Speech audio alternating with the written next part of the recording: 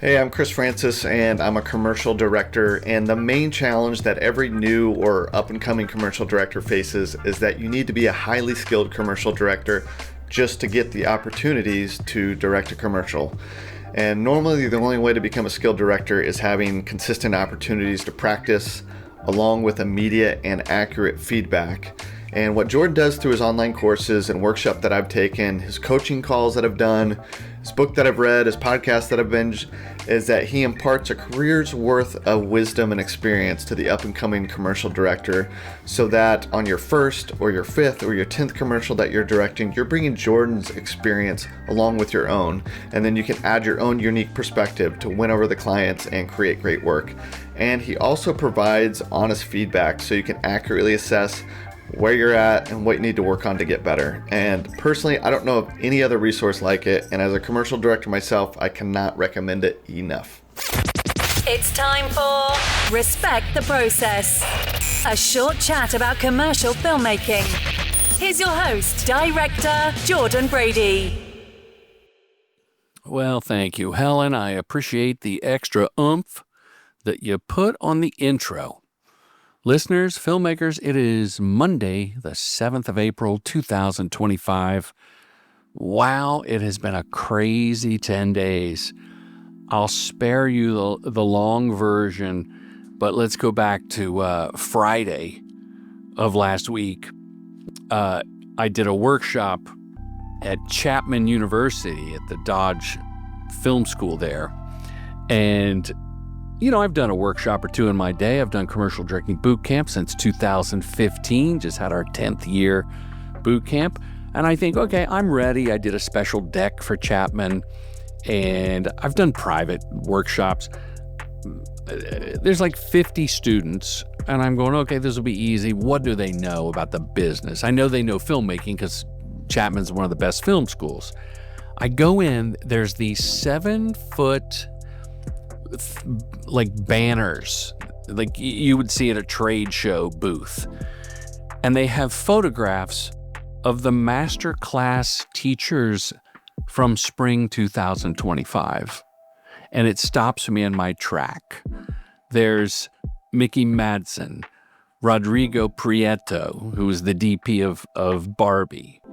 There's Julie Delpy. I'm skipping a few. There's Anthony freaking Hopkins, Daniel Craig, Selena Gomez, Ava, do I need to say her last name? DuVernay, Coleman Domingo, and like 7-8 other people with their pictures there. And then under the workshops, you know, it's breaking into commercials with award-winning commercial director Jordan Brady. No picture, by the way, which hurt my feelings, but it put me in my place. And I gotta tell you, it was game on. These students asked so many great questions. We went from 10 to like 2:30 with a fried chicken break in between, and I loved it. You know, they sent me an Uber Black, Helen, down and back because it's down in Orange County. And on the way back, I was decompressing, and I open up my laptop and I start working on, you know, last minute going over things for commercial directing boot camp, which was Saturday. And we went from 10 to about 7 with 10 working, 9. Somebody got a job. If you get a job and you've signed up for boot camp or the Filmmaker Retreat, of course you tell me you got to take the gig, right? So we had 9 filmmakers, 6 female filmmakers, which I'm really proud of. And the filmmakers came from such diverse backgrounds as far as work goes that everybody contributing their perspective, I think, raised the level of education for myself included. A lot of people asking, Jordan, did you have Magic Mind at the boot camp? Yes, and I posted a picture on Instagram. Use the code Brady40 for 40% off. And the filmmakers like the Magic Mind, Helen. Well, I think they like the ceremonial grade matcha, the ashwagandha, the lion's mane, and all the vitamins. And I got to tell you, I did an afternoon kicker with the Magic Mind because I was fearful that what would happen, and it almost happened, but I quelled my monkey brain. I wondered if I had told an advertising story already during boot camp, but it was really that I told it the day before at Chapman. Like when I was a comedian in the 80s, you would do 3 shows on a Saturday night. And by that third show, Saturday night, your brain is mush and you're like, did I do this bit already? And then sometimes the audience would tell you, they go, you told that one, Jordan. Oh my gosh, you know what, Helen? At boot camp on Saturday, somehow in my deck for the Filmmakers, a slide for the Filmmaker Retreat slid into the material. And there it was, like the Joshua Tree Desert, a picture of the Filmmakers for the last 3 years, like all eating together on our hike, learning, sharing meals, the fire pit. It's a faux fire pit because of the desert rules. And I couldn't believe it. And I just went ahead and told them it was September 25th through the 28th in Joshua Tree. And people are signing up. People are signing up. But that was my mistake, and I apologize. Now, there was someone that was going to be on the podcast like six or 7 years ago. Between his one-man show, Citizen Twain, and getting esophageal cancer, I had scheduled Val Kilmer to be on this podcast, Respect the Process. That's right. And it's weird. I have seen every movie, The Kiss Kiss Bang Bang, Tombstone. It all started with Top Secret. When I was a stand-up, actually in like 84, when that movie came out, my comedy den mother at the local comedy club who ran all the open mics and booked us comedians, Sandy DePerna. Sandy, you're not listening, but I love you. She said, Jordan, you ought to go out to Hollywood. You could do some of this acting. Look at this Top Secret. This guy, Val Kilmer, is hilarious. And, he was playing it straight, but being super silly. And lo and behold, I did end up moving out to Hollywood, and I was a bad actor. And Val has a son, Jack. Jack and Jake Brady were in the 3rd or maybe 4th grade together at a school here in Los Angeles. And Ben Brady, an avid skateboarder and surfer at the time, still is, he's just 18 months younger than Jake, so they share friends. The friend group overlap. So I would see Val at school events, fundraisers, basketball games. I, had some conversations, but I didn't get into anything. Just kind of like, hey, I'm a fan. But he was super nice. I mean, just so, believe it or not, down to earth and welcoming and accessible. But still balanced some aloofness in there. And that's why I've never told this story, and I never thought I would tell it unless I could tell it to him. I mean, I've told this story to friends, and some people have requested, tell the story. But I never told it on the podcast. So one day I go home to find my kids and all the neighborhood boys skateboarding in the front yard on the sidewalk. I had bought a rail for them to, skid on, backside tail slides, fakie to whatever, all the names. And I had built a fun box. Now, a fun box is just a box you could kind of ollie up onto and grind on, or has a ramp you can go up on it and do a wheelie or something. And I built it out of scrap lumber and drawers from an old cabinet. And it was truly fun and beat up. And I think we slapped some paint on it. It was right there on the sidewalk. And it was the centerpiece of the street skating for these young grade school boys, right? I pull up, and there are some parents in the front yard. We would lay out blankets, and we had chairs in the front yard. This is in Santa Monica. And there, laying on a blanket, is Val Kilmer. And this is when he was at the height of his body size. He was big at the time. It didn't matter, but it was a sight to see. Oh my gosh, Val Kilmer is in my front yard. And I go up to him, and I've met handful of famous people in my day. I've worked with movie stars, Oscar winners. Side note, Henry Winkler, by far the most famous, nicest person, like in the Venn diagram of nice and famous. Henry Winkler is he's the pinnacle, right? He's right in the middle of the Venn diagram. And Val is in the top 3. And I couldn't even tell you number 2 or 3, but I'm just leaving a little room for error. So I go up and I start talking to Val. Hey, Val, wow, you're here. And I was like, I love the movies. I've told you that at school. What brings you over here? Well, Jordan Jack's a skateboarder, and he heard Jake and talking about his brother skating, so your wife invited us over. I was like, well, you can come over anytime and skate. And then we're talking for a little bit, and he's got these glasses in his shirt pocket, like wire-framed glasses. And he goes, you built these ramps, didn't you, Jordan? I said, I did, Val. And he goes, you know what? You're a doer. I mean, you are a doer. I said, wow, thank you. Yes, I love building them. The kids helped. He goes, I bet you're the kind of guy that's got some crazy glue. And I said, I do have crazy glue. And he goes, I could use some crazy glue. And he's got his glasses in his hand. I go, well, come on in. He follows me into the house. And I'm sure you have that drawer in the kitchen with ketchup packs and soy sauce. That's where we keep the crazy glue. And we got this kitchen island. So I pull out the crazy glue and I put it on the island. And he's holding the glasses. And I go, well, there you go. There's the crazy glue.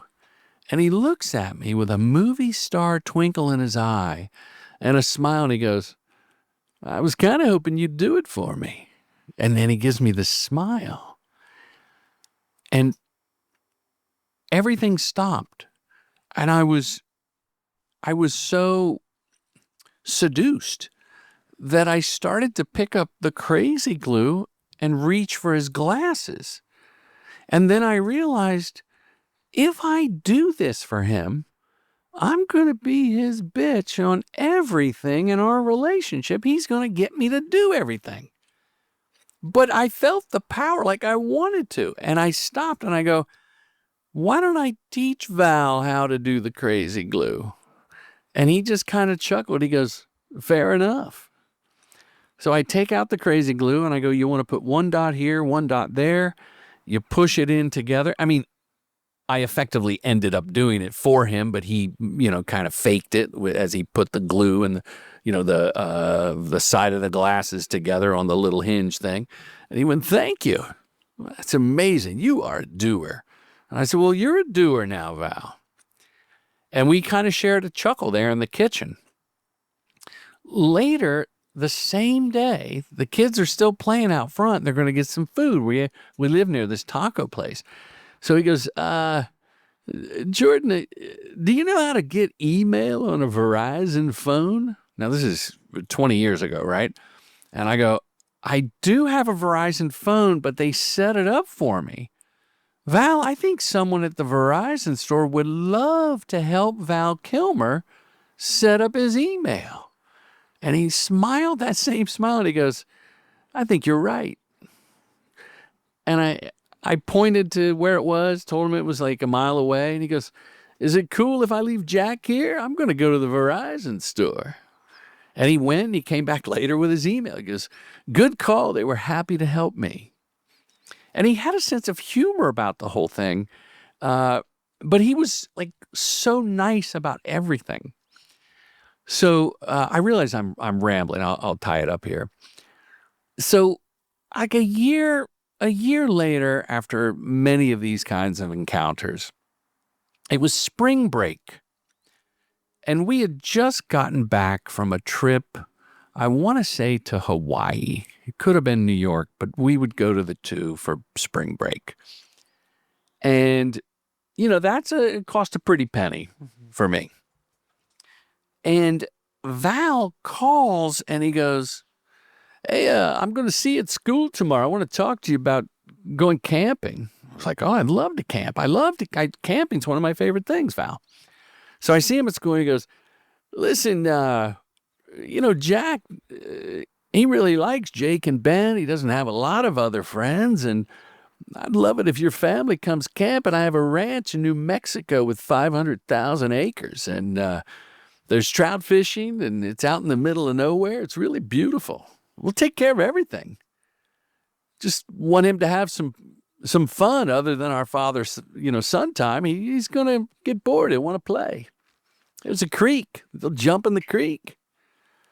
And I was like, oh my gosh, Val, when do you want to go? He goes, we'll go this weekend. And I actually was prepping a gig, and I had a shoot on that Friday. And I go, well, a couple of things. One, I'm shooting Friday. I won't be done till later.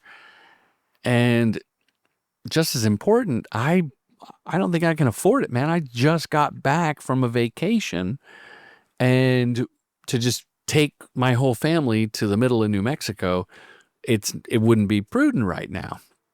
And he goes, oh, I'm going to pay for everything. And I said, are you really? He goes, I would insist. I said, Val, that's very nice of you. He goes, as a matter of fact, why don't I fly your boys and your wife out, and you can take a flight on Friday night, meet up with us Saturday morning. Just meet us up there. We'll arrange everything. And I'm floored, right? Because I'm still a huge fan, but I know the guy now, and I know he's going to do it right. So I send the kids. They go with my wife, now my ex-wife, right? Mother of my children. They end up camping, like staying in some guest house, and then that Saturday morning they go out, and they're out ahead of me by 5-6 hours. I fly, someone picks me up at the airport, drives me like an hour from, I think, Santa Fe. Then we go on a dirt road for another 30 minutes to this beautiful guest house in the middle of nowhere. Next morning, knock, knock, knock, someone picks me up. They drive me in a 4x4 out to a place that no regular car could get to. And it's another 45 minutes or so. And it's the most beautiful, it's like a river runs through it, the New Mexico version. There's mountains, there's fields, there's a stream, there's people that trout fish. I think he leased some of the land to trout fishermen. And we're there, and I get there just in time for lunch, and Val's assistant is there, and there's tubs of food because he was on a diet for a movie, and the tents are already put up. Everything's set up. It's literally, no pun, valet camping. And Val goes, Jordan, you're just in time. We're going to shoot some 22s. Are you okay if the boys shoot some 22s? And I go, Val, I would love to shoot 22s, but I don't see any 22 rifles. He goes, don't worry. Duffy's going to run into town, and he'll be back. He's going to bring a marksman from the local gun club, teach the boys how to shoot 22s. And sure enough, a little bit later, there's a puff of dust down a road that starts to get bigger and bigger. And Duffy and the local marksman come, and out of the back of the truck, they teach us all the gun safety, and we shoot targets and cans and whatnot out in the wilderness. We do it for like 2 hours. And, well, that was fun. And the marksman takes the rifles and he vanishes in the distance. And he goes, you know what we should do next? We're just hanging out. He goes, well, I've arranged for some fly fishing lessons. I'll go, but Val, we don't have any fishing rods. How are we going to do that? He goes, don't worry, I've got a local fly fisherman that's going to come teach us. And he gives that smile and a kind of a wink at me, like, don't worry, I've got this covered. Same little puff of dust in the distance comes another pickup truck. Duffy has brought back to camp this fly fisherman. He pulls out like 6 different rods. He starts showing us how to do it.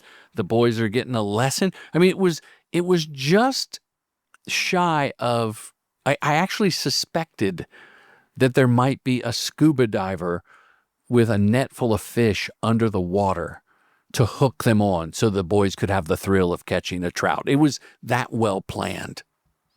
I was like, Val, this is amazing. This is amazing. So that guy teaches us. He goes off into the distance. Duffy gets a fire going. we're sitting around, we're telling stories. It's getting dark, and it's getting really cold in New Mexico. And then the wind's picking up, and then it starts to snow. And Val says, I don't know if we're going to be warm enough in these tents, Jordan.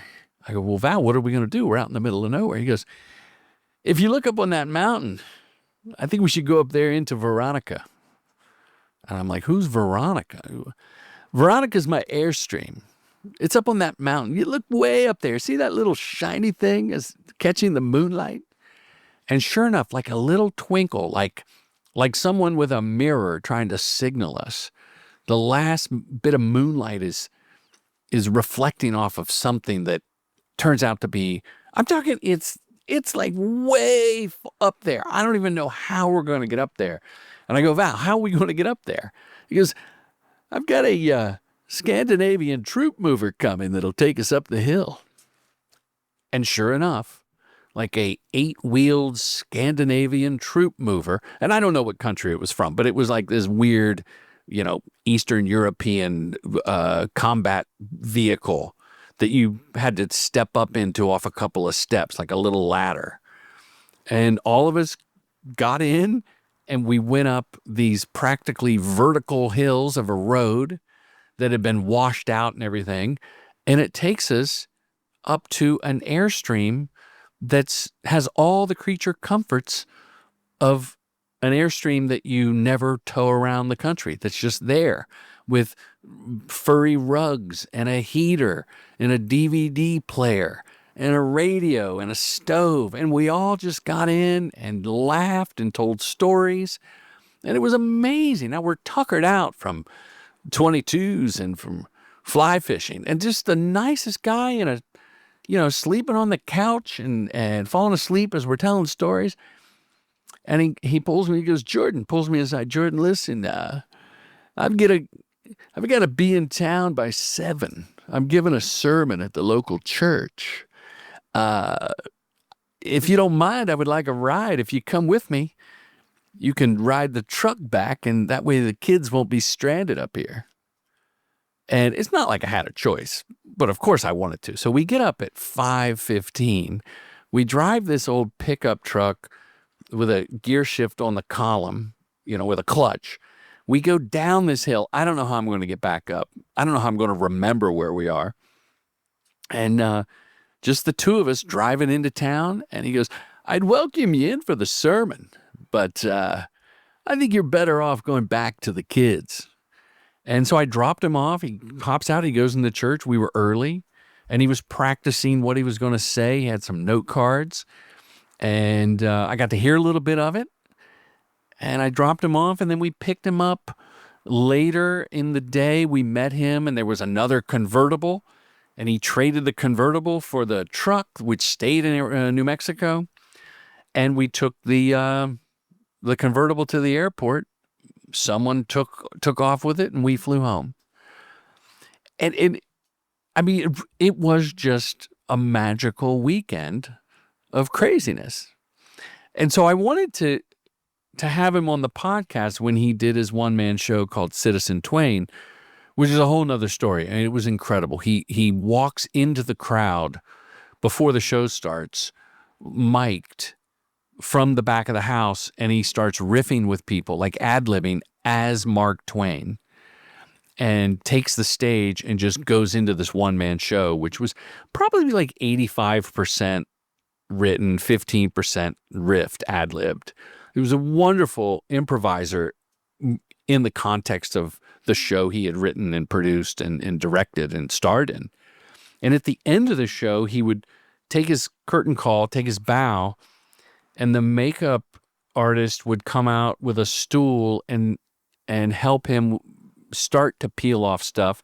And then he himself would peel off the prosthetics that made him look like Mark Twain. And as he did, he slowly evolved back into Val the person from Mark. He was in character as he did a Q&A and then became Val at the end. We traded some texts and some Instagram messages after that. I never pushed for him to come back on the show, and when I heard the news that he passed, he was far too young. And no matter what you hear about his crazy antics on set or being difficult to work with, which, I mean, I guess I get, I just know another side of that man that was so compassionate and so generous and so loving. If you get a chance, watch the documentary Val. That's largely he and his son, and his lovely daughter is in it as well. And he loved his kids so much that, I mean, he really did it for his son going camping. That's why he brought us. It wasn't like, he wanted me to hang out with. And once I was there, he made the best of it. He was nice to Cheryl, my ex, and just a wonderful guy. So wanted to pay tribute by telling that story. And anytime I look at Crazy Glue, I think of Val Kilmer going, Jordan, you're a doer. I bet you're the kind of guy that's got some crazy glue. So thanks for listening. I hope this was entertaining. Val Kilmer, rest in peace, and thank you for all the great roles that you gave us.